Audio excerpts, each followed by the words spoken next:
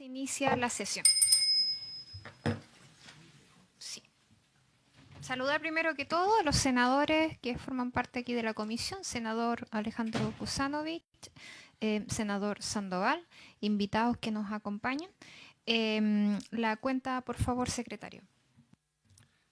Gracias, Presidenta. Ha llegado una comunicación del señor Superintendente de Servicios Sanitarios respondiendo a un oficio de esta comisión en lo relativo a la factibilidad de adoptar medidas urgentes para implementar en el corto plazo un sistema de alcantarillado y urbanización para el sector Pampa Redonda, comuna de Punta Arenas. Además, se ha recibido una invitación de la Universidad Adolfo Ibáñez para participar en el taller Niñez sin vivienda y la actualización de la línea de la pobreza, en el que se presentarán dos investigaciones relacionadas con la medición de la pobreza en Chile y en particular en cómo se está considerando el alza en el costo de la vivienda. Dicho taller se realizará este viernes 17 de enero a las 9 de la mañana en la sede Presidente Errázuriz de esa institución en Las Condes. Los antecedentes pertinentes ya fueron enviados a vuestros correos electrónicos. Eso era, Presidenta. Ya. Muchas gracias, secretario. ¿Algún punto varios de parte de los senadores? No. Ok. Ya. Yo tengo unos puntos varios, pero creo que voy a argumentar cuando escuche la exposición de los invitados. Vamos a partir con el primer punto de la tabla, que corresponde a recibir a representantes de déficit cero, quienes formularán diversos planteamientos en relación con el avance del plan de emergencia habitacional. Invitados el director ejecutivo, el señor Sebastián Bowen, y la directora de Políticas Públicas, señora Trinidad Vial. Adelante.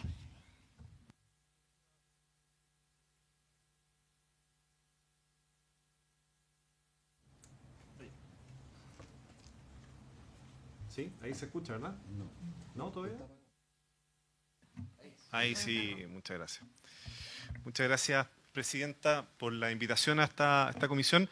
Una primera consulta. ¿Presento desde mi computador o presento... ¿Cómo lo hacemos?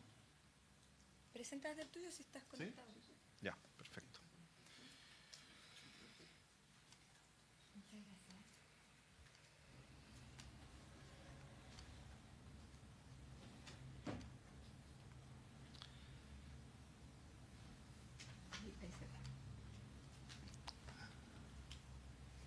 Ahí se ve. Perfecto. Bueno, la invitación tuvo como principal objetivo, ¿cierto?, un repaso de lo que ha sido el plan de emergencia habitacional y a partir de ello también una evaluación y con algunas propuestas o énfasis respecto a la política habitacional y urbana que se viene en los próximos meses. Sí, nosotros quisimos partir profundizando un poquito más en el avance del plan de emergencia a propósito de lo que conversamos inicialmente. Vemos cómo estos son los 3 años que lleva implementándose el plan de emergencia, donde vemos que las viviendas en ejecución se han mantenido más o menos estables en todos los años, y a medida que se ha consolidado el plan de emergencia y las distintas acciones legislativas, ejecutivas y de gestión, se han aumentado las viviendas finalizadas, ya que son Conferencia TV Senado 1, 2, 3, 4, 5, 6. Viviendas finalizadas y 2, de alguna manera, actualizaciones en soluciones habitacionales que tienen que ver con incorporar las viviendas con FOGAES e incorporar las soluciones habitacionales para adultos mayores que son con el DS52, es decir, soluciones de arriendo. En ese escenario, que tenemos 187.000 viviendas, proyectamos, ojo, esos son números 2025, es una proyección en base a las proporciones de este año, en base a las proyecciones del 2024, proyectamos que si se construyen las 72.000 viviendas que al ritmo que vamos ahora debiera pasar, la meta del plan de emergencia estaría cumpliéndose sin mayores problemas con estas innovaciones que ponemos acá. Dicho eso, nosotros de alguna manera quisiéramos destacar que hay distintos elementos de la evaluación y proyección de este plan que tiene que ver con innovar respecto a ciertos programas, incorporar ofertas de arriendo para algunos perfiles como solución habitacional específica, nos parece positivo, el tema de los pequeños condominios y las distintas mejoras que tienen que pasar para que eso ocurra, que no ha sido con la fuerza que se esperaba, la incorporación de ciudades justas del mismo FOGAES, que creemos que colabora también con el aumento de la inversión privada en este plan de emergencia. Vemos buenos avances en las regiones del sur, quizás por la naturaleza del problema, y más problemas específicos en la región del norte, en la región metropolitana y Valparaíso, y ha costado más, ¿ya? Hay líneas programáticas con menor cumplimiento del esperado, eso es un tema importante en cuanto nos hemos centrado y nos hemos concentrado en la programación del plan de emergencia. Por otra parte, vemos que ha habido una fuerte agenda legislativa en torno al plan de emergencia y eso ha sido importante y eso ha tenido que ver también con su consolidación y quizás con el avance más rápido del último año. Lo importante de esto es que son decisiones, discusiones legislativas que se quedan implementadas en el marco del plan de emergencia y que esperamos que para el futuro aceleren la máquina también. Y como último punto, asociado también al punto 3 que sale en la presentación, hay una mayor preponderancia del DS49 y eso implica mayor preponderancia del gasto público y menor apalancamiento de la inversión privada, porque el DS49 es puro gasto público, de alguna manera, y eso lo vemos reflejado en la diferencia entre gasto público e inversión privada. Tenés que cambiarlo tú. Y en ese escenario nosotros lo que vemos es que la meta del plan de emergencia se va a cumplir. Más o menos se va a cumplir para marzo del 2025. Dicho esto, y ese es como el énfasis que nosotros queremos poner hoy día, si hacemos una revisión histórica de las soluciones habitacionales que como país hemos entregado año a año, vemos que a pesar de que la meta se va a cumplir, nosotros necesitamos, para la magnitud de la crisis, aumentar el ritmo de entrega de soluciones habitacionales, ya sea de construcción de vivienda o de entrega de soluciones habitacionales, que como se puede ver reflejado en esa cifra, lo amarillo, ojo, que es una proyección, que incluye las innovaciones como el FOGAES o la incorporación del arriendo en adultos mayores como parte de la solución, pero si vemos, no responde a una emergencia o a una situación de emergencia tan brutal, sino más bien al ritmo de entrega de soluciones habitacionales que año a año más o menos tiene el país. Y esa es un poco la invitación que nosotros vemos hoy día como absolutamente urgente de hacer de cara al futuro con la magnitud del problema que tenemos hoy día. Presidenta, precisar una sola cosa que lo pasamos tal vez muy rápido, pero para entender bien este gráfico que se encuentra acá. Ustedes ven básicamente ahí en las barras moradas las viviendas en ejecución cada año, ¿ya? No las viviendas entregadas. Y en las barras naranjas ven las soluciones entregadas, ¿ya? Hasta el año justamente 2023, ¿ya? Las soluciones eran prácticamente los subsidios a la demanda, DS01, DS49, DS10, ¿verdad? Subsidio rural, entre otras cosas. Pero resulta que el año 2024 se incorpora una innovación, que es comenzar a contabilizar el DS52 para personas mayores, el subsidio de arriendo para personas mayores como parte del cumplimiento de la meta, y asimismo el FOGAES, ¿ya? El FOGAES es la garantía que da el Banco de Estado para el 10% para los créditos hipotecarios para vivienda hasta 4.000 UF, ¿ya? Y ambos elementos se empiezan a contabilizar cumpliendo más o menos esas 12.000, 13.000 soluciones que se contabilizan y que proyectamos más o menos que se van a cumplir a marzo del 2025. ¿Ya? Por lo tanto, lo que nosotros hicimos fue una proyección para el 2025, considerando lo que faltaría para llegar efectivamente a las 260.000 viviendas. Como ustedes pueden ver ahí, son aproximadamente 60.000 unidades de subsidio a la demanda, más unas 12.000 nuevas unidades de FOGAES y DS52. Si eso se siguiera tal cual, a la meta se llegaría. Lo que nosotros creemos es que no es algo que está asegurado, pero si de contar con innovaciones durante los próximos meses, creemos que o se va a llegar muy próximo o bien se va a llegar a esa meta autoimpuesta por el gobierno de 260.000 unidades entregadas con adaptaciones en el camino, ciertamente, como es justamente el FOGAES o el DS52. Dicho eso, Presidenta, también les contamos que nosotros tenemos un visualizador en línea que pueden ingresar justamente a través de deficitcero.cl, donde están los avances que nosotros tenemos con información a septiembre de 2024. ¿Ya? Justamente, si no me equivoco, el día de ayer o antes de ayer, el Ministerio dio cuenta de un nuevo avance a diciembre de 2024. Por lo tanto, esto tiene algún nivel de desactualización. Como se puede ver ya en esta imagen que está acá presente en la presentación, se ve que las ciudades del norte, digamos, las regiones del norte y particularmente la región metropolitana y Valparaíso, representan un menor avance que las regiones del sur, de las cuales muchas ya han estado cumpliendo su respectiva meta. ¿Ya?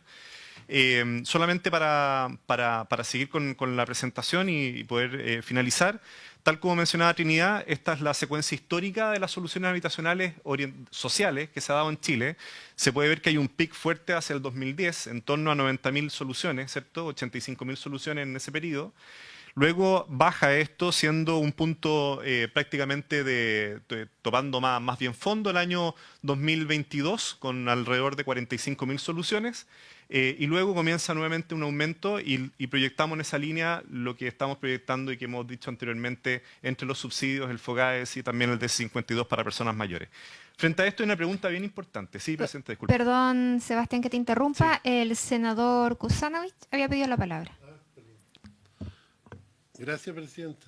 Una consulta, yo no Sí. sé si tienen esta información. ¿Cuál es el promedio de casas por proyecto, por el promedio en Chile? Ese tema es súper importante. ¿De cuántas casas estamos construyendo por cada proyecto? Porque eso te relaciona indirectamente con el valor de las casas. Tenemos que construir de 3.000 licitaciones de 3.000, 4.000 casas para bajar los costos.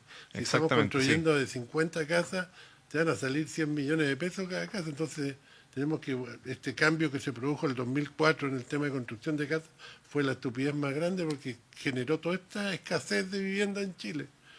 Y el otro tema, ¿tienen el promedio de cuántas casas están entregando por mes?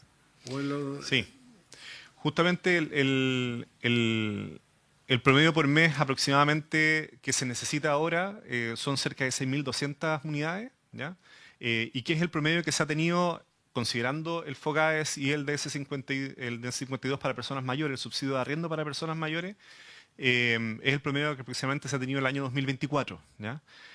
Por eso vemos que de mantener el promedio del 2024, esto eventualmente se llegaría a esa meta, ¿ya?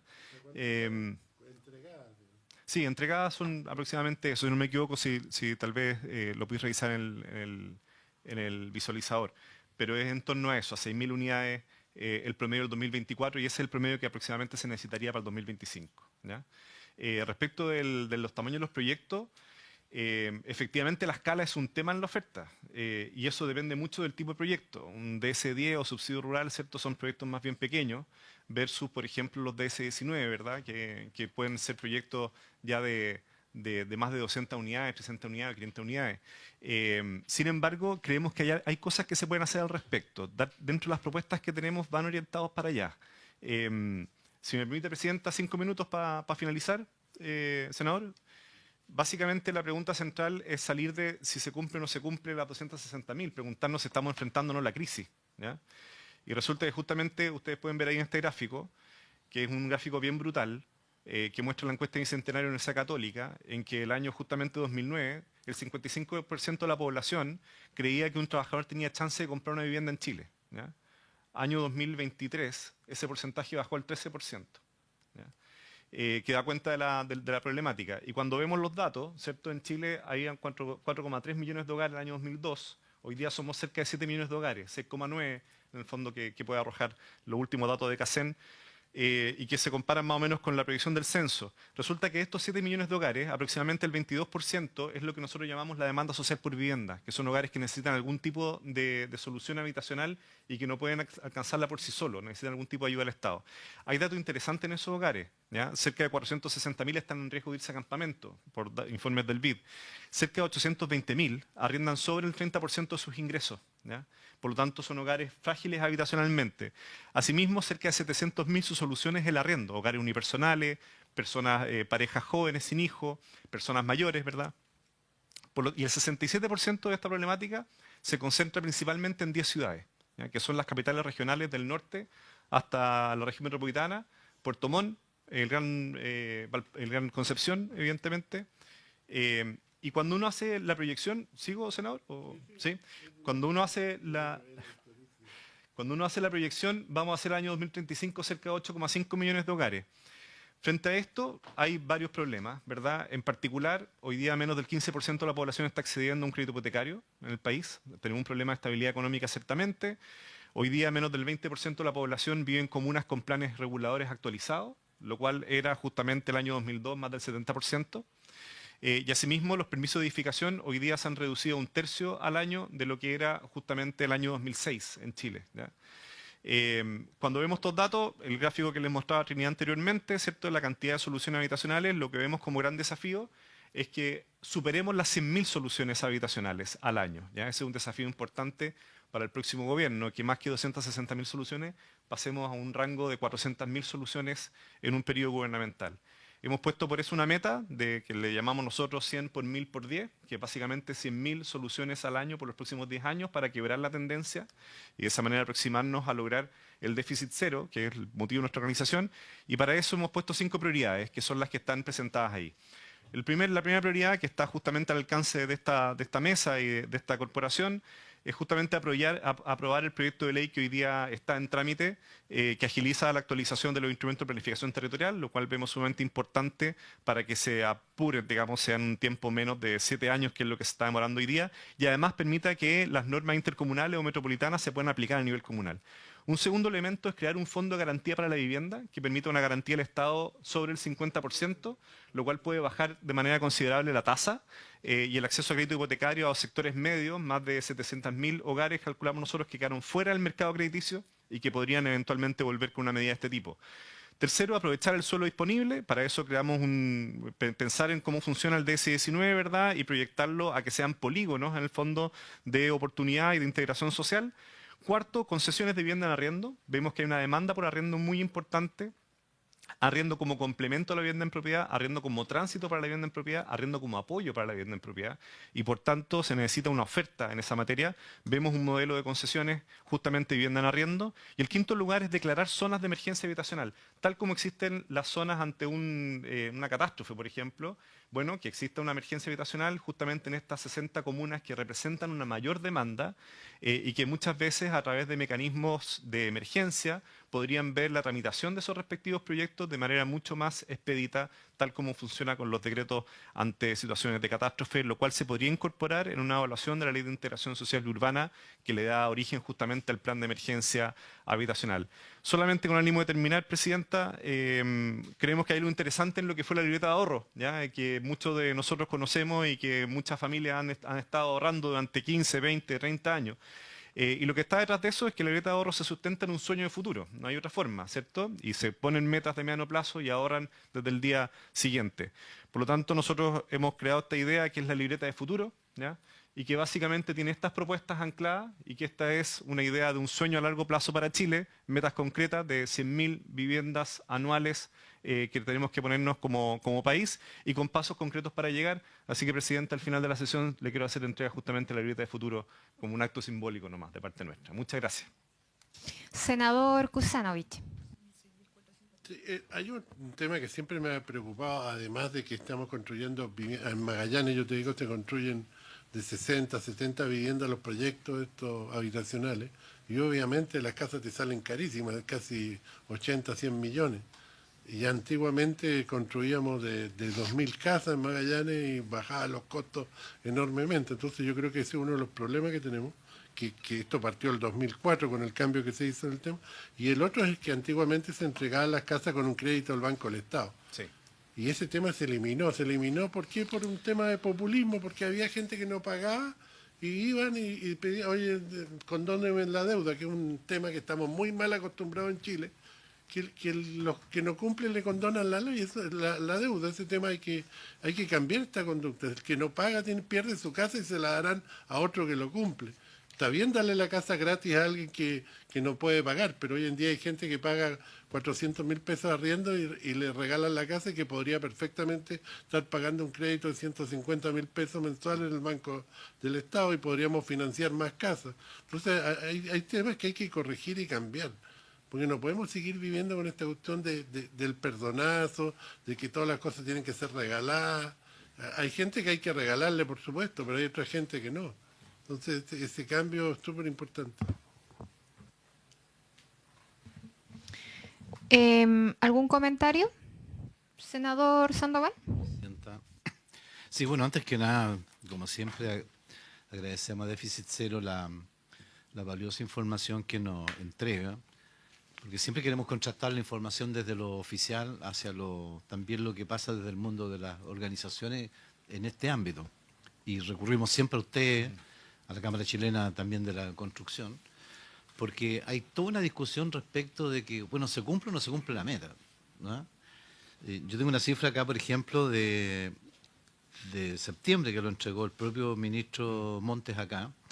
Él señalaba de que hay 131.218 viviendas entregadas en ese minuto. Estamos hablando a primeros de septiembre. Hay 125.000 en ejecución. Bueno, si yo sumo esas dos, son casi las 260.000 viviendas. Pero además señalaba que hay otras 75.600 viviendas con el subsidio entregado. Y en el último tiempo hemos asistido a conocimiento público de varias reuniones donde se están entregando los subsidios, ¿no? Como que ha vuelto a retomar este tema que el propio ministro Monte, cuando era parlamentario, criticaba mucho, y me acuerdo que en la Cámara de Diputados, me acuerdo en ese entonces, criticaba mucho de la entrega de papel, pero no de casa. ¿Ya? ¿Para qué digo el subsidio para la adquisición de vivienda? ¿Ya? Prácticamente, en alto porcentaje de ello hoy día, no es posible adquirirlo porque entre el valor del subsidio y el valor de la vivienda hace imposible. Entonces, no nos gustaría que se optara, me gustaría clarificar realmente que esto fuese. Entiendo que está Janet Jara, ¿no es cierto?, en Red Conectada también. Tapia, sí, Janet Tapia, es que ando con otra, estoy con pensiones. Precisamente porque nos preocupa ese tema. O sea, ahora, ustedes señalan, y uno le da más confianza, de que estaríamos eventualmente cumpliendo esa meta. Porque, bueno, si yo sumo estas tres cosas, la vivienda entregada en ejecución y los con subsidio entregado, habla de 322.615 viviendas. Sin embargo, el propio ministro, el día 30, a septiembre de este año, señala de que el cumplimiento de la meta de las 260.000, dice, tenemos a fines de septiembre 151 viviendas entregadas, un 58% del total de la meta. Estamos hace 4 meses, octubre, noviembre, diciembre, enero, hace 4 meses atrás. Y en promedio se están construyendo 6.000. Con suerte 6.000. Sí. Medio optimista. Ahora, en esos 6.000 incluyen también ustedes el subsidio arriendo, que para efectos nuestros no es construcción, ¿verdad? O el FOGA, que tampoco se sabe si es vivienda al final del día. ¿Ya? Ahí estamos hablando de 12.000 viviendas, dicen ustedes. ¿Ya? Bueno, en estos 4.000, si fueran 6.000, son 24.000, llegaríamos a los 155.000, 156.000, ya pongámosle con mayor, 160.000 viviendas. Lo hizo el gobierno en septiembre, hace 4 meses atrás. Ahora, supongo que a esto se le agrega las que están en ejecución. Claro, bueno, uno se alegra porque se cumple el tema. Yo creo que lo más relevante en este ámbito también es que en realidad ni las 260.000 terminan por salvar el problema, ¿verdad? Porque además aquí otro organismo señaló que también que hay un déficit de vivienda de deterioro estructural que todos los años se incorporan a este y que no son 1.000 ni 2.000. Se hablaba del orden del 1% del total, que son cerca de 40.000 viviendas, con daño estructural que necesariamente, ¿verdad?, hay que empezar a reponerlo. Y sin embargo, esos subsidios, que es para mejoramientos de viviendas, para recuperación, este año prácticamente, presupuestariamente, aquí las tuvimos muchas organizaciones, cayeron pero significativamente. Entonces, hay como decisiones políticas por construir, me parece bien, pero estamos arrastrando o no haciéndonos cargos de una cola, que es el tema del deterioro estructural por la obsolescencia, ¿verdad?, de los propios viviendas. Y por otro lado, nos parece súper bien la idea que tienen ustedes de, bueno, lo anunció también el ministro, de construir por lo menos 120.000 viviendas al año, debería ser una meta razonable del país. Y ustedes lo señalan, para el próximo gobierno lo vamos a tener especialmente presente en la propuesta y vamos a transmitir la propuesta que plantean ustedes también de la vivienda ¿cómo vivienda del futuro? ¿De futuro? Sí. Vivienda Libreta de futuro. Libreta futuro, que nos parece una idea, recuperar una idea que efectivamente un tiempo la gente se preocupaba sustantivamente de juntar sus pesitos, por poco que fuesen, ¿verdad?, para materializar ese sueño. Y que ese sueño que hoy día se habla, ¿no es cierto?, de una esperanza tan reducida, ¿ya?, del 13%, evidentemente que vamos a tener especialmente presente el tema. Pero nos preocupan las cifras al final. Siempre queda esa sensación de que, claro, yo entiendo que van a quedar muchas viviendas de estas 125.000 en ejecución que van a pasar para otro periodo, o otras que se están iniciando ahora se van a terminar inaugurando en otro periodo. Lo mismo pasó cuando ingresó este gobierno, eso no me complico con eso, siempre es así. Pero qué bueno saber de una entidad distinta que la meta de las 260 es posible alcanzarla. Muchas gracias, presidente.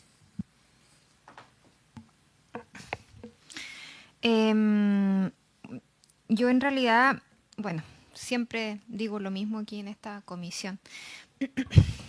Yo tengo la peor de las impresiones de cómo ha funcionado hoy día el Ministerio de Vivienda y el ejemplo lo tengo en la región de Los Ríos. Se lo he planteado al ministro, se lo he planteado a la subsecretaria, se lo he planteado a Janet, que está todas las semanas con nosotros aquí conectado. Entonces, si yo veo ese ejemplo en mi región, que es una región relativamente pequeña, ¿cierto?, pero que hay un desinterés por querer hacer el trabajo, un estancamiento en donde durante 3 años se ha olvidado a las familias que hoy día funcionan en torno a comités de vivienda, a postulación de mejoramientos de vivienda, a postulación de subsidios individuales. Entonces, a mí lo que me gustaría saber, más allá de lo que indiquen los números, porque yo veo un tremendo descontento en la calle en esta materia. Entonces, a mí me hace mucho sentido lo que ustedes indican de que, claro, se podría estar cumpliendo con la meta. Vemos que desde el 2024, si no me equivoco, mencionaron ustedes, 2024, que se están contemplando también dentro de la meta los arriendos para adultos mayores y también estos pies que se entregan, ¿cierto?, para la adquisición de viviendas con hipotecario. Entonces, igual hay una trampita ahí, porque al fin y al cabo el arriendo es un arriendo, no es la adquisición de una propiedad, no es tener el dominio de un inmueble. Eso por un lado. Y por otro lado, con respecto al FOGAE, si no me equivoco, corríjame si no es así. Sí, sí. También ahí hay un endeudamiento de familias de clase media, ¿cierto?, para poder adquirir su vivienda. La ayuda del Estado, siento yo, tiene que ir, obviamente siempre va enfocada en los más vulnerables. Y yo por lo menos lo que he estado viendo en Los Ríos es que esa ayuda hoy día no está llegando. Vuelvo a insistir, comités de vivienda de 25 años, comités de vivienda de 28 años, que quedaron amarrados con soluciones de entregas de terreno, ¿cierto?, de compras de terreno en el gobierno anterior, sea cual sea el gobierno, en el gobierno anterior, hoy día completamente paralizado. Y hoy día las familias lo único que esperan es que termine esta administración para que se vuelva a retomar el trabajo que se ha estancado durante este tiempo. Yo espero que ojalá tengamos un cambio de gobierno para que la pega se haga como corresponde y deje de existir este conformismo por parte del Ministerio de Vivienda. Eso es lo que yo veo, un conformismo, porque al fin y al cabo es como estar llegando a los números mintiéndose. Y eso a mí no me parece. A mí no me parece que hoy día, para poder cumplir la meta, se estén contemplando las soluciones de los arriendos y se estén contemplando estos FOGAE o estos pies para poder endeudarse con una vivienda. No me parece. Creo que esas son cifras que no corresponden, no son reales. Y bueno, y la respuesta se ve en la calle. Yo creo que eso es súper sencillo. Si se quieren seguir engañando y colocándose una venda en los ojos, problema de ellos. Pero por otro lado, a mí me gustaría saber si ustedes tienen, dentro de los análisis y de la información que han logrado recopilar, ¿tienen el resultado, en este caso, de la entrega de subsidios, por ejemplo, al año que han existido por región? Eso es una cosa. Me interesa mucho saber eso porque en mi región pasa lo siguiente.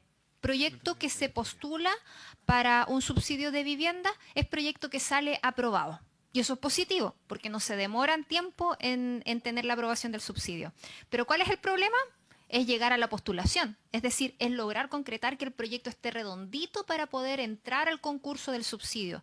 Entonces, me interesaría si es que ustedes nos pudieran facilitar esa información.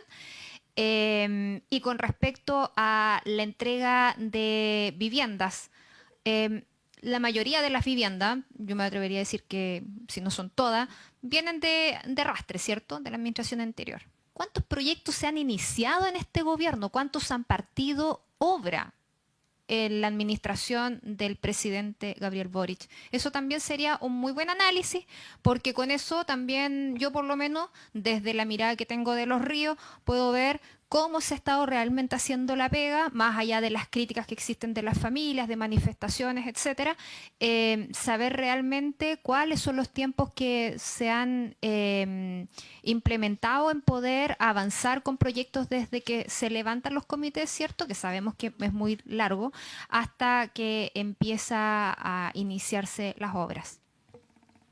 Muchas gracias. Gracias, Presidenta. ¿Cómo lo hacemos? Adelante. ¿Sí? A ver, algunos elementos para comentar las intervenciones. Lo primero, creo que tenemos que ser súper claros en que efectivamente el diseño original del plan de emergencia habitacional, ¿ya?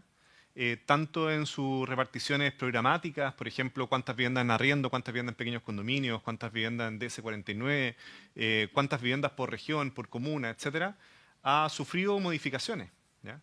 Y dentro de esas modificaciones es que se han incorporado justamente a lo largo de este año, como parte de ese plan, el DS52 para personas mayores y el FOGAES, que es el acceso a la vivienda a través de crédito hipotecario con garantía del 10% del Estado, ¿ya? Por lo tanto, efectivamente ha habido un cambio, senador, sobre todo con respecto a lo que usted mencionaba, efectivamente ese cambio ha existido, ¿ya? Ahora, hay el otro lado de la moneda, por decirlo así, que lo que nos parece a nosotros interesante. Parte importante de la crisis, sí. Perdona que te interrumpa. Con respecto a ese cambio Sí. de incorporar estas dos soluciones como parte del plan de emergencia habitacional, ¿cuál es el porcentaje de eso aproximadamente? Es hoy día un 10%, un poco más, sí, 15%. 15% aproximadamente. Vale, gracias. 13.000 soluciones sobre un total de 77.000. Ahora, de este año, sí. Que es la proyección que nosotros hacemos a marzo, porque el plan se considera marzo a marzo. Ahora bien, el otro lado de la moneda que nos parece interesante. Gran parte de la problemática actual se debe a dos factores. Primero, los sectores medios.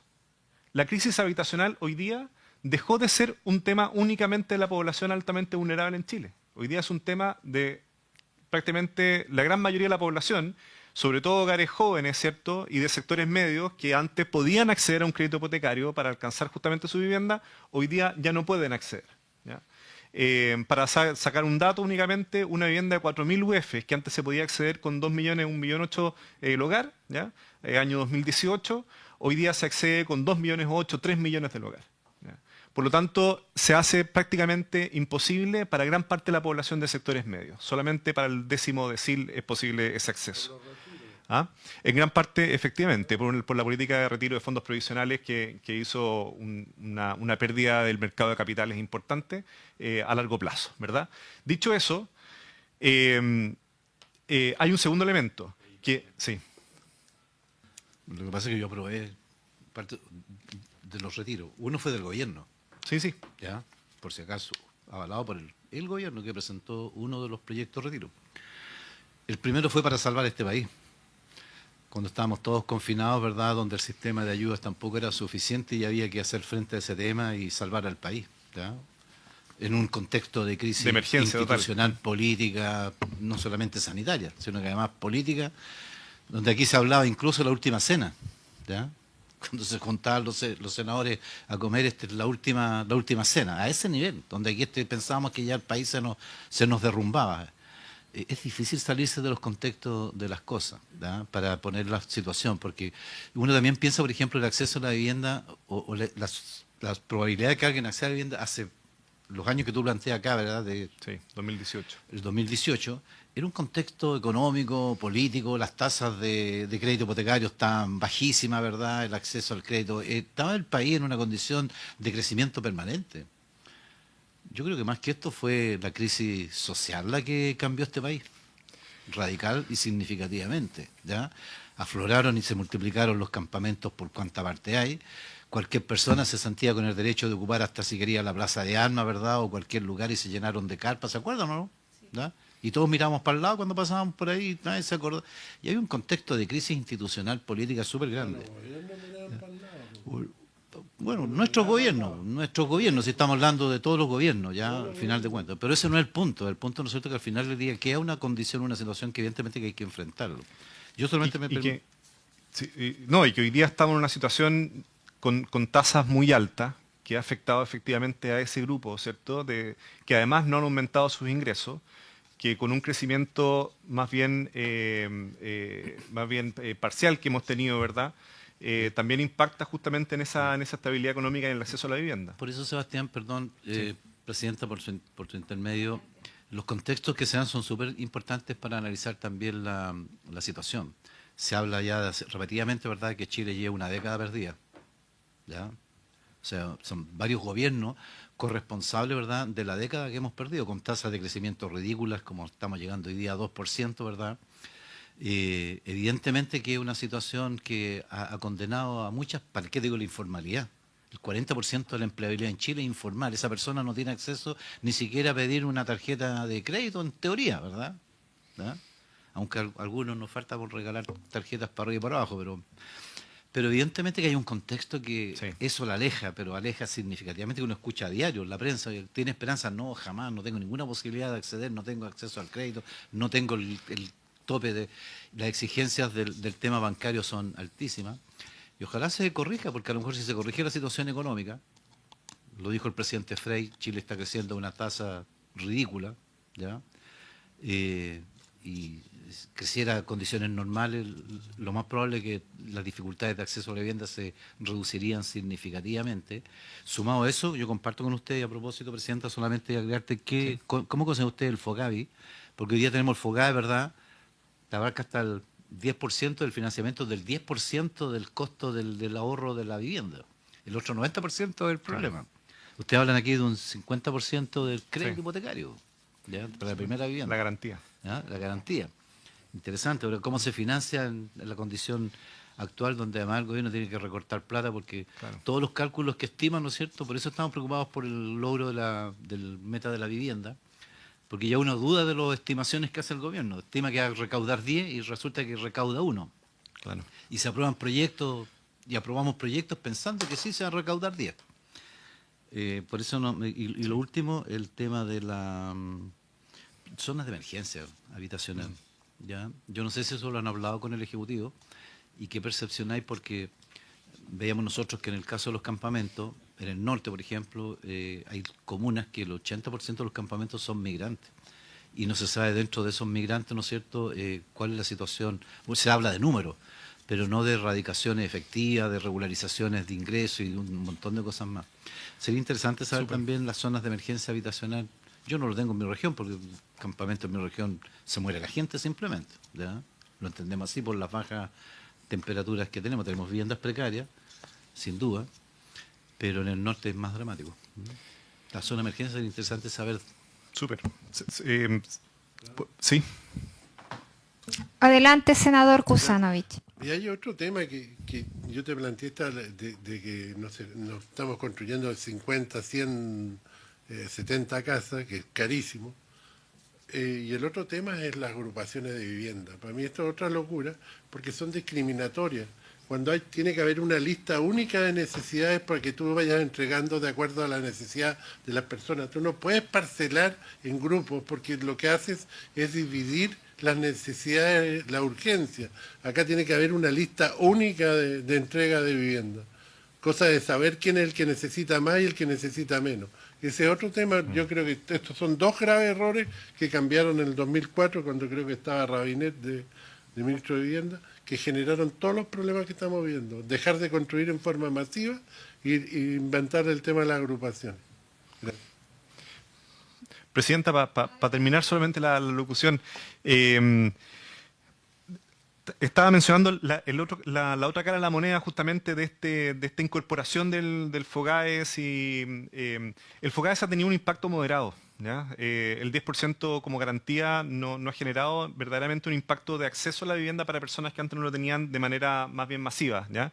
Sin embargo, al igual que el DS52, ¿cierto? Muchas veces tiene una baja aplicación. Mucha gente con el subsidio que no puede graficarlo en un match con la oferta, pero lo que vemos interesante es que se abre la puerta para incorporar nuevos instrumentos, ¿ya? Que no son únicamente el subsidio a la demanda, para responder a una alta diversidad de la demanda, justamente para responder a sectores que tienen algún nivel de ingreso, pero hoy día con las tasas existentes, ¿verdad? Y con el precio de la vivienda no pueden acceder. Frente a eso, por lo tanto, creemos que hay algo interesante de adaptación en el plan de emergencia habitacional que, a nuestro juicio, hay que rescatar, ¿ya? Si bien hay un cambio, hay que rescatar que se abra a otros mecanismos, que es con garantía justamente para los créditos hipotecarios u otros elementos, o como el mismo tema del arriendo.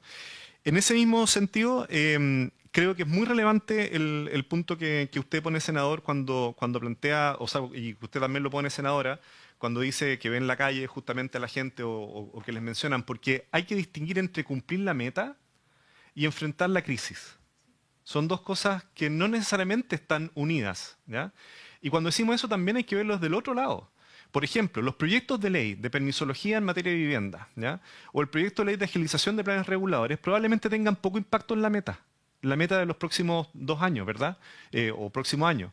Sin embargo, son proyectos sumamente relevantes para las futuras metas que nos pongamos. Entonces, en ese sentido, hay pasos que se pueden dar para enfrentar la crisis que no necesariamente están alineados con cumplir una meta o no, y al revés, pasos que se pueden dar para cumplir la meta, pero que no necesariamente están superando la crisis. Por eso es importante identificar cuál es esa crisis. 1,5 millones de hogares que hoy día necesitan la ayuda del Estado para poder acceder a una vivienda adecuada, ¿ya? Ese es el dato que nosotros tenemos. Y ese 1,5 millones de hogares, hay una alta proporción que son sectores medios, cuyo acceso históricamente ha sido a través de crédito hipotecario. Y ahí el Estado puede ayudar. ¿Cómo puede ayudar? Justamente con lo que les poníamos anteriormente, que les mencionábamos del FOGAVI. Para que ustedes hagan solamente una idea, lo que ustedes ven a continuación es la distribución de hogares en Chile, ¿ya? Abajo ven los ingresos por cada 100.000 pesos, ¿verdad? Y hacia arriba ven la cantidad de hogares que están en ese rango de ingresos, ¿ya? De esa manera ustedes pueden identificar, por ejemplo, que aproximadamente el 40% de los hogares, ¿cierto?, tienen ingresos bajo los 600.000 pesos como ingreso del hogar, ¿ya?, según la CACEN 2022. Y el 10% del hogar, evidentemente, tiene un ingreso que, como se muestra ahí, está sobre los 2.400.000 pesos. Son 2,8 millones de hogares en total los no propietarios. De estos, el 50% del centro, ¿verdad?, estaría siendo justamente los sectores medios. Y fíjense que si nosotros tuviéramos las tasas que teníamos justamente el año 2018 aproximadamente, este sería el acceso. A las 4.000 UF serían los hogares que tienen 2,2 millones de pesos más o menos de ingresos, y a las 2.500 UF los hogares que tienen 1,4 millones de ingresos. Pero resulta que esas eran las condiciones que teníamos pre-2019. Con las condiciones actuales el problema se nos agudiza. Y el problema está como aparece justamente a continuación, ¿ya?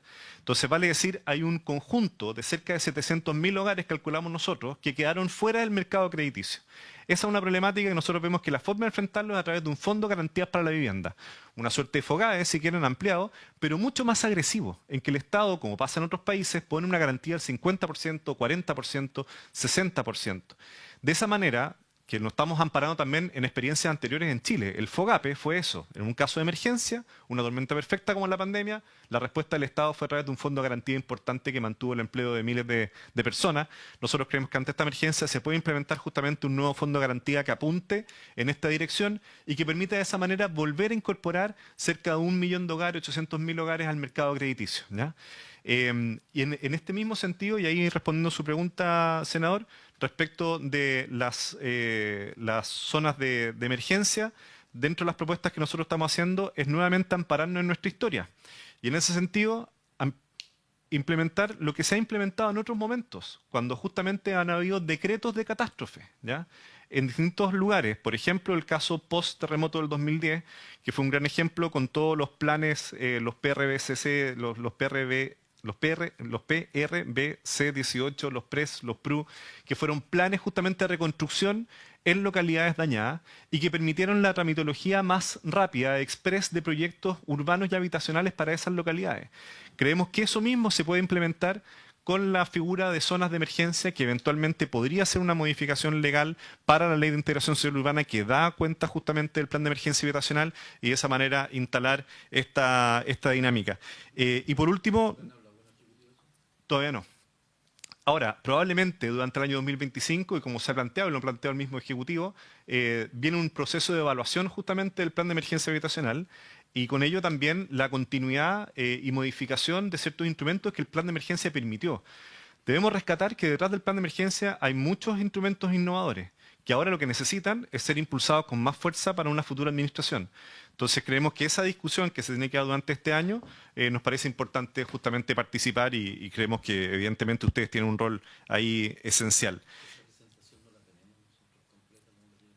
Se la mandamos, senador Feliz.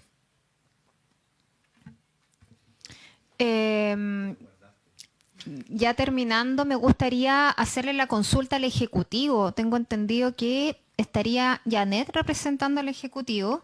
Hacerle la consulta de por qué en realidad desde el 2024 se incorporaron estas otras soluciones para poder ser contabilizadas dentro del plan de emergencia, el subsidio de arriendo y el FOGAE. Janet, si nos pudieras dar claridad de esto, por favor. Buenos días a todos y todas. Yo diría que, sin ser la experta en plan de emergencia habitacional, aun cuando todos deberíamos serlo en el Ministerio, el FOGAE es un mecanismo que facilita que las personas que cuentan con un subsidio habitacional puedan eventualmente obtener el crédito hipotecario. Y siempre, por ejemplo, los programas del DS1 y del DS19 estuvieron considerados dentro de la meta del plan de emergencia habitacional. Entonces, el problema era ahí que no lograban completar el monto de crédito se excedía y por lo tanto no podían optar a ese crédito, y se creó precisamente para facilitar el acceso a esas viviendas que son en propiedad este mecanismo, que es uno de los mecanismos adicionales que se han ido creando en el plan de emergencia habitacional y que también permite el acceso a una vivienda, en ese caso en propiedad. Y nosotros, esa es la razón de que se haya contabilizado, porque fue una medida especial para favorecer precisamente que subsidios que ya estaban otorgados pudieran entregarse. Y respecto del arriendo, nosotros entendemos que en el caso de adultos mayores, en especial, que son los que se están contabilizando porque no son arriendos transitorios, que sean en campamento, ni en otros casos que hay en programas en los PUH o en los programas de regeneración. En ese caso deriva de que son personas que no van a acceder en propiedad a una vivienda. Entonces nosotros consideramos que efectivamente esa es la solución definitiva para ellos, aun cuando no sea en propiedad. Y ese es el objetivo, o sea, el ministro lo ha dicho reiteradamente, el objetivo fue diversificar las diferentes soluciones habitacionales que existen y a partir de ellas construir este plan de emergencia habitacional con condiciones que fueran para todos asequibles, porque si no hay una gran parte de la población, nosotros podríamos decir, bueno, construimos 260.000 viviendas y no nos preocupemos de los adultos mayores y no les demos ni siquiera arriendo. Y esa no es la alternativa. El plan de emergencia habitacional es para toda la comunidad, es para toda la población. Sí, Janet, entiendo. Lo que me parece insólito, Janet, es que el año 2022 y el año 2023 sí se contemplaba la construcción efectiva de las viviendas porque venían de arrastre de las construcciones que ya habían partido en el gobierno anterior. Claro, 2024, 2 años ya de gobierno, sin mucho que construir, obviamente que se tienen que incorporar otras medidas. Yo creo que también es un poco de engaño o autocomplacencia de parte desde el mismo ministerio. Y te lo digo con mucha franqueza, o sea, por lo menos en la región de Los Ríos, el año 2024, no se ejecutaron 26.000 millones de pesos, ¿ya? Que estaban dentro del marco presupuestario. Y no se ejecutaron No porque no exista demanda, no porque no hayan familias que necesiten poder contar con su casa o poder partir con los mejoramientos, poder partir con la construcción en sitio propio, poder partir con sus proyectos, sino que no se ejecutaron porque no se ha hecho la pega.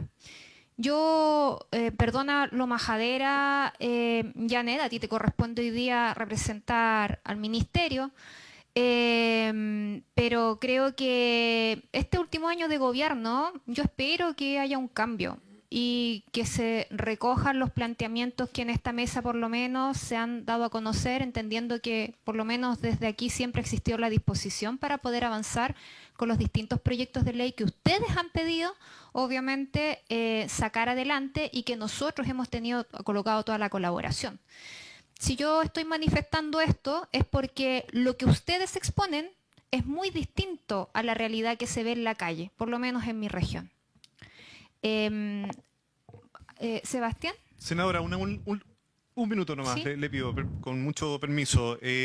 Solamente para finalizar y en función justamente de lo que mencionaba el senador Kusanovich, que el tema de la escala, una de las propuestas que planteamos es hacer, le llamamos los polos de oportunidad. Hay suelo, por ejemplo, más de 35.000 hectáreas de suelo urbano y residencial, sin acceso al agua potable en las 10 ciudades con mayor demanda habitacional, ¿ya?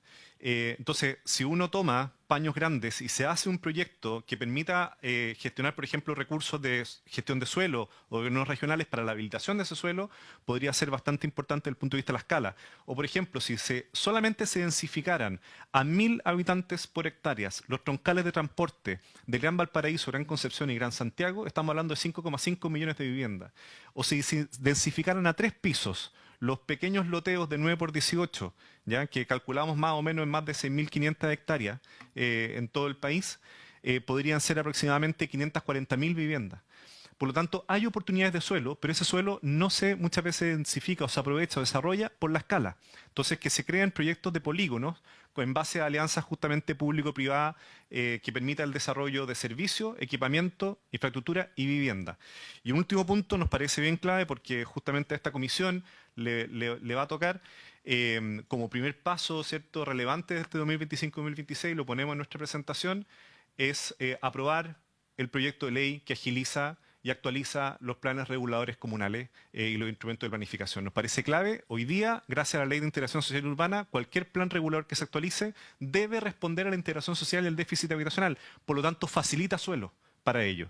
Y en ese sentido, vemos que hay una oportunidad, una ventana, como pocas veces, y nosotros sabemos que en materia de gestión política, ¿cierto?, políticas públicas, los acuerdos valen oro. Me da la sensación de que en este punto hay un acuerdo, como lo hay en otros temas de vivienda y donde aquellos senadores, parlamentarios que están vinculados a la temática pueden ser justamente un actor de mostrarle a Chile un proyecto de futuro. Porque nosotros siempre decimos que en Chile el futuro es con casa. Entonces, por eso creemos que es importante avanzar en esta senda. Gracias, Sebastián. Senador Kusanovich. Sí, es que el problema que tenemos en Chile es mucho más profundo. Y la verdad que si queríamos solucionar este problema tendríamos que ir un poco más atrás. No podemos tener la mitad de Chile viviendo en la región metropolitana. Acá hay un primer problema, es la distribución de los habitantes en el territorio, que es una locura. Hay que solucionarlo. No podemos, estamos ocupando las mejores tierras para cultivo, las estamos ocupando con edificios y casas. Entonces, si uno quiere este tema hay que verlo como una visión global del desarrollo del país. No puede estar la mitad de Chile viviendo en una región. Senador Sandoval. Sí, Presidenta, Sebastián, ¿es posible, tú diste varias informaciones respecto de la potencialidad de construcción respecto a terrenos que están allí, ¿verdad? Porque, claro, gran parte de los temas se han discutido permanentemente y de hecho está el tema de propio política en materia de suelo, ¿verdad? Está en el plan de emergencia habitacional también el tema del manejo del suelo. Siempre se habla de que no hay, ¿ya? De repente tú nos dices que hay una potencial para construir más de 5 millones, ¿verdad?, de viviendas. Sería interesante ver esa información. Lo segundo, el gobierno, a raíz del problema de los loteos rurales, presentó... Hay una curiosidad en el Congreso, porque La Comisión de Agricultura aprobó una ley de subdivisión mínima de, ¿cuánto era? De 5 hectáreas. ¿No? Aprobado por los 5 miembros de la Comisión de Agricultura, llegó aprobado unánimemente a la sala para votación en la sala, donde las subdivisiones prediales mínimas a partir de ese proyecto eran no 5.000, sino 5 hectáreas. Antes que se votara, se nos ocurrió desde la Comisión de Vivienda pedir que este proyecto debería pasar por la Comisión de Vivienda. Uno de los patrocinantes de ese proyecto entiendo que era el propio ministro Monte, ¿no, don Jorge? Y que como dejó ser senador, no podía retirar la firma como era su deseo, que lo manifestó acá en la comisión. Se analizó el proyecto en la Comisión de Vivienda y se rechazó por 4 votos, con una abstención. La presidenta se nos abstuvo en ese minuto, rechazando el proyecto de subdivisión de 5 hectáreas. ¿Ya? Posteriormente a eso, el Ministerio de Agricultura abrió una encuesta de todo un proceso de participación e ingresó un proyecto que está no sé en qué comisión en la Cámara de Diputados, que en vez de irse al punto, hasta el nombre es medio raro. Protección de la cultura rural, de no sé qué. ¿Ah? Tiene un nombre bien alambicado. Incluso más, hay mociones acá en esta comisión donde habla de cómo revisamos este tema para corregir esta distorsión.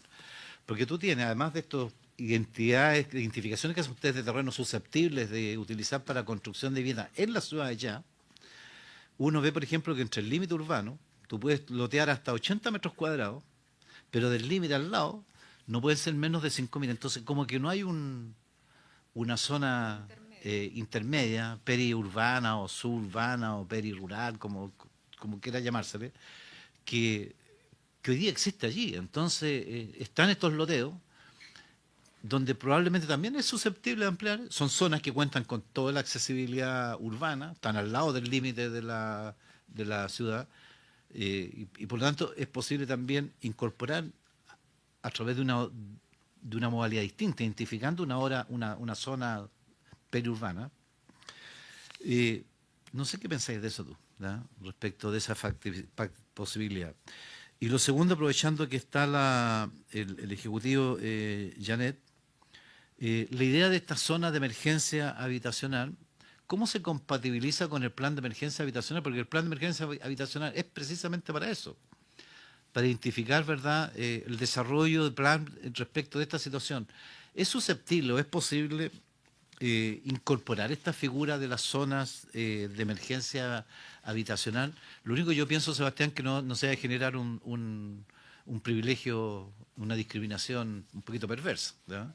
Que genere toda una zona, ¿no es cierto?, donde están concentrados, un poco lo que dice Alejandro Gusano. Bueno, usted vive en esta ciudad, generamos una condición de emergencia y por lo tanto debemos tener una zona especial para desarrollar una política de emergencia para consolidar más ese territorio, ¿ya? Y que sea un incentivo perverso, ¿verdad? Gracias, presidente. ¿Quién va a tomar la palabra? Sebastián. Sí. Adelante. Tomando algunos puntos, hay 2 premisas, sin referirme directamente a la ley en puntual, senador. No me gusta hablar de temas que no manejo, entonces en ese punto en particular.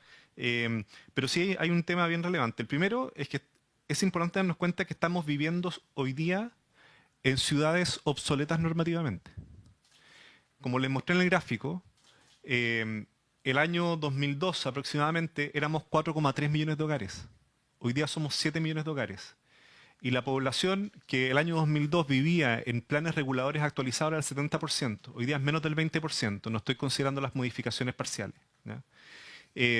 Por lo tanto, la demanda aumenta, ¿cierto? Y la planificación disminuye. Son ciudades obsoletas normativamente. Y además la diversidad es amplísima. La diferencia, cuando analizamos esta demanda social por vivienda, la diferencia de las preferencias. Hay personas que prefieren mejoramiento, otras arriendo, otras construcción, otras compra. La diferencia en las condiciones, sectores medios, sectores más vulnerables. Y la diferencia en dónde están justamente residiendo es brutal. Por lo tanto, las soluciones tienen también que ser diversas. En ese sentido, no puedo estar más de acuerdo con que en general nuestros instrumentos de planificación, nuestro sistema de planificación requiere, por lo tanto, una actualización. Un primer paso para ello nos parece que va en la línea con la idea de emergencia, con la idea de actuar más rápido, es justamente el proyecto de ley que hoy día se está tramitando, ¿verdad? Entiendo que está todavía en la Cámara, de agilización y actualización de los instrumentos de planificación territorial, que entre otras cosas permite también identificar distintos niveles de modificación justamente para los instrumentos de planificación territorial. Y dentro de eso creo que el punto que usted plantea, senador, es sumamente relevante, que la planificación de la ciudad atienda esta diversidad también de la ciudadanía. Hay ciudadanía que preferir en casa más alejado y ciudadanía que preferir vivir en sectores tal vez más pequeños, pero más centrales. Y eso justamente se tiene que reflejar en la planificación. Por eso es importante que en aquellos lugares donde el Estado ha hecho una inversión relevante, ¿ya?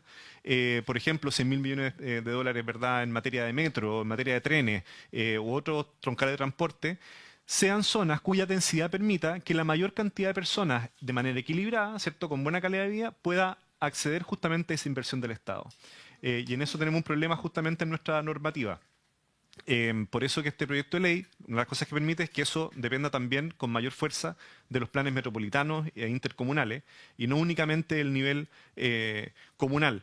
Y por último, solamente un detalle, el FOGAES, ¿ya?, no permite complementar con los subsidios a la demanda de S01 o de S49. ¿Ya? Está focalizado justamente en vivienda hasta 4.000 UF y lo que nos parece interesante es justamente eso, que lo que busca es llegar a sectores medios, ¿ya?, que son otras herramientas que el Estado está implementando para atender esta crisis. Y eso creemos que a pesar de que ha tenido un impacto hoy día moderado, se abre una ventana para impulsar con más fuerza lo que nosotros llamamos un fondo de garantía de la vivienda, que sea un fondo con una garantía mucho más agresiva, que permita efectivamente un impacto importante en las condiciones y en las tasas, y de esa manera volver a aproximar a personas que antes podían acceder a ese crédito hipotecario y que tal vez no le estamos tomando el peso, pero hoy día la juventud, la generación que está entrando al mercado laboral en Chile, probablemente por primera vez en nuestra historia, ¿ya?, es una generación que tiene menor poder adquisitivo que sus padres en nuestra historia del país, ¿ya?, justamente por este tema de la vivienda y que no ven la posibilidad de poder comprar una vivienda. Eso tiene un impacto en materia de cohesión social en Chile sumamente relevante. Entonces hagámonos cargo de ese punto. Por eso que nosotros decimos que la vivienda es futuro, ¿ya? En Chile están las dos cosas asociadas. Uno se proyecta en la medida que hay una casa. Y por lo tanto, vayamos avanzando en esa dirección. Senador, con toda la información que usted pidió, nosotros felices de compartirla. Tratamos de hacer una presentación lo más acotada en este espacio. Sabemos que el tiempo de usted es muy escaso, pero felices de compartirle todos los documentos que tenemos, Presidenta. ¿Ya?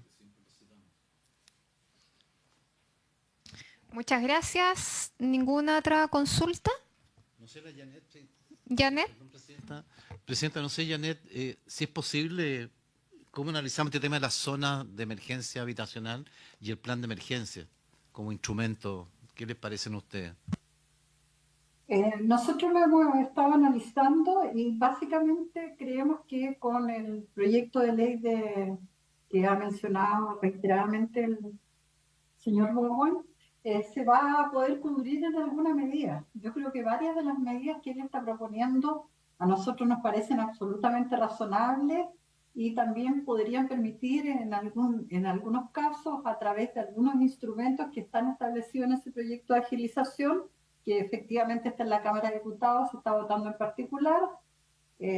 Probablemente la Cámara de Diputados lo pueda despachar en marzo al Senado. No creemos que vaya a alcanzar durante este periodo que queda del mes de enero, pero nosotros creemos que es un buen instrumento que permite establecer diferencias objetivas entre la población. Yo en lo personal comparto mucho lo que ha planteado, déficit cero en términos de aprovechar la inversión en infraestructura que hace el Estado. Yo recuerdo un ejemplo, la comuna de Ñuñoa en algún minuto hizo un importante esfuerzo porque llegaba el metro y el corredor Irarrázaval-Larraín, qué sé yo, que en el fondo iba a conectar de buena manera las comunas de Santiago, Ñuñoa y Larraín hacia arriba, y una inversión multimillonaria del Estado que en definitiva se aumentó la densidad en torno al corredor Irarrázaval, lo recuerdo perfectamente, y empezaron a surgir muchas edificaciones que en definitiva permitían aprovechar adecuadamente esa inversión. ¿Qué fue lo que pasó? La mayoría de las comunidades de Ñuñoa, muchas antiguas, empezaron a pedir declaratorias de barrios históricos, a monumentos nacionales, y en definitiva esto terminó en que solo se permitía construir prácticamente en las 2 manzanas aledañas, hacia el norte o hacia el sur de Irarrázaval, lo cual es un contrasentido, porque evidentemente ese tipo de obras deberían aprovecharse. El mismo ejemplo surge en otras zonas, como en la comuna de La Granja, por ejemplo, en torno al corredor, al metro y a Américo Vespucio Sur. Entonces, son inversiones que deberían efectivamente aprovecharse, y creo que este proyecto de ley va a ser una buena oportunidad para ello.